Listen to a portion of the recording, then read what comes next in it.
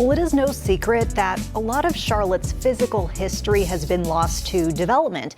With this Black History Month, local preservationists are reminding us that there are still plenty of ways to immerse ourselves in Charlotte's history, and in particular, Charlotte's Black history.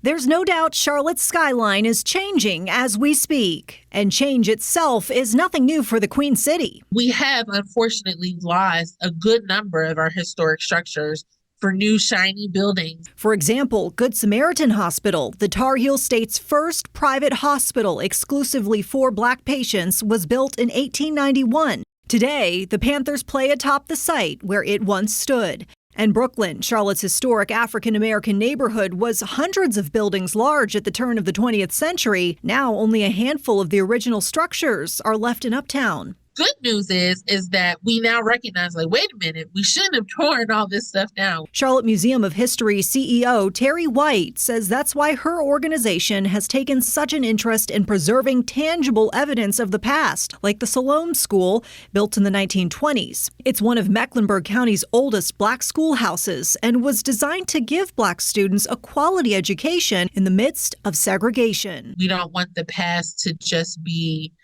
myths and fairy tales. We want it to be a tactile experience. White says this Black History Month, folks are invited to check out this slice of Charlotte's Black history along with other learning experiences, like this year's African American Heritage Festival themed Black Country, a nod to Mecklenburg County's rural roots, which are still alive today. Connect with the artisans, farmers, growers, bakers who are still in rural parts of the state and of the region. And the Open Wide the Door exhibit, which looks at the National Negro Opera Company. It was founded in 1941 by North Carolina native Mary Cardwell Dawson and remains the most successful Black opera company in American history to this day. These are people who fought against the odds against them to carve their place to a world that they were not welcome in. Then there's Path of Portraits, locally made paintings of historical figures who lived before photography or aren't as recognized for their impact as they should be.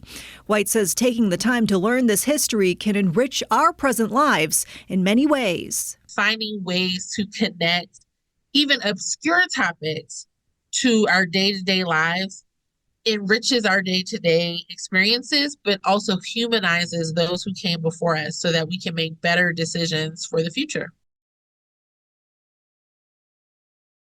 And right after this newscast on WCNC Plus, we invite you to watch my full interview with White. She talks about some of the exhibits more in depth and also about Charlotte's rich history.